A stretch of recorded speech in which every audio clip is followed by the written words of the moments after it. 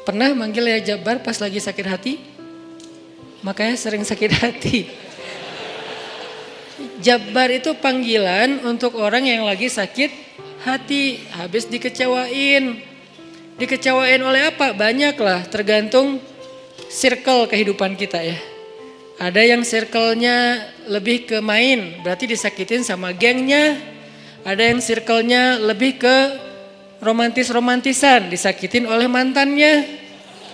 Ada yang circle hidupnya seputar masalah kerja, disakitin oleh vendornya, oleh partnernya, oleh teman bisnisnya. Soal circle family life kita disakiti oleh keluarga, anak, orang tua, pasangan, dan seterusnya gitu kan. Yang jelas ketika kita merasa disakitin, ketika kita merasa kayak dikecewain, panggillah Allah. Sebelum kita memanggil netizen. Kan kita suka manggil netizen dulu ya. Posting, update status, story. Terus storynya tuh curhatnya minta respon lagi tuh. Dengan kasih polling lah. Dengan request lah gitu kan.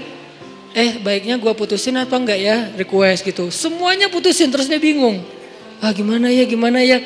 Nah, sebelum kita istisyarah kepada netizen, karena netizen itu istisyarah, bukan istifta, bukan istikharah.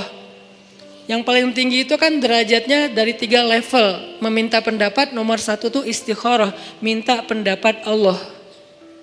Kedua, istifta, minta pendapat ulama, orang yang berilmu. Ketiga, istisyarah, minta pendapat orang yang lebih bijak dan berpengalaman. Termasuk kepada teman kita atau followers kita atau geng kita, itu istisyarah. Sebelum kita istisyarah netizen, ya ayyuhal netizen, sebelum kita pakai kalimat itu, atau ya ustaz, bahkan sebelum ustaz, ya kiai, ya syekh, maka ya Allah. Panggil Allah Subhanahu wa ta'ala. Manggilnya gimana Ustadz? Salah satunya selain kata Allah pastinya, karena itu kalimat yang paling mulia, kita juga bisa manggil tematik. Ya Jabbar. Ya Jabbar itu bisa 2. Sebetulnya 3 maknanya Jabbar, tapi yang lebih common tuh 2.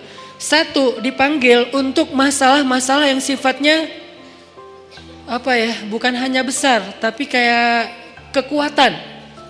Ya Jabbar, ya Qahar.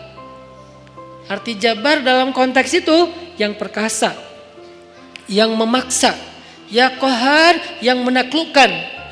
Sehingga dipakailah kalimat Jabbar, Qahar, Aziz, kan kata-kata yang nama-nama yang perkasa gitu, untuk doa-doa yang sifatnya biasanya dipakainya dalam kondisi terzolimi. Ini doa-doa orang yang terzolimi. Kayaknya nggak perlu dihafal juga sih. Bukan gak perlu dihafal, gak perlu dipakai. Kenapa? Berharap kita tidak mendoakan orang yang zolim. Kecuali yang dizolimi dalam urusan agama. Kalau dizolimi urusan pribadi sih, mending jangan mendoakan orang yang menzolimi. Kenapa? Rugi. Mending doain diri sendiri. Ketika kita punya kesempatan doa kita diijabah, jangan kasih doa itu untuk orang lain. Rugi, walaupun bentuknya mendoakan atas keburukan, tetap rugi. Mending kita pakai buat doain diri kita sendiri. Ya Allah, saya lagi dizolimin, mudah-mudahan. Nah gitu kan, berarti kan kita dapat kebaikan. Ya Jabbar, itu panggilan orang yang sedang sakit hati. Jadi 1 artinya untuk orang yang lagi dizolimi, 1 lagi untuk orang yang lagi hatinya kayak sedih, kayak disakitin. Gak sebesar zolim sih, cuman ya lumayan lah, bikin gak bisa tidur, bikin tumbuh jerawat gara-gara itu gitu kan ya, karena stres. Jadi intinya adalah panggil Allah kalau kita lagi sakit hati dan dikecewain. Ya Allah, ya Jabbar. Salah satu doa minta disembuhkan kecewa dan sakit hati di dalam sholat adalah Rabbighfirli warhamni wajburni. Kalimat wajburni. Selama ini kita baca enggak? Kan? Tahu artinya? Hampir.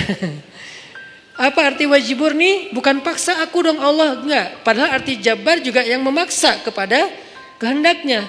Tapi kalimat wajburni, makna Jabbar di sini makna yang ketiga di antara 3 makna Jabbar, yaitu yang mengobati sakit hati.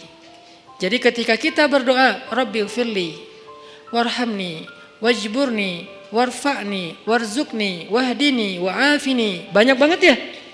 Luar biasa kita ya. Wajburni itu artinya kalau kita terjemahin, sembuhkanlah sakit hati saya. Atau bahasa lain juga bisa diterjemahin, hiburlah aku ya Allah. Aku lagi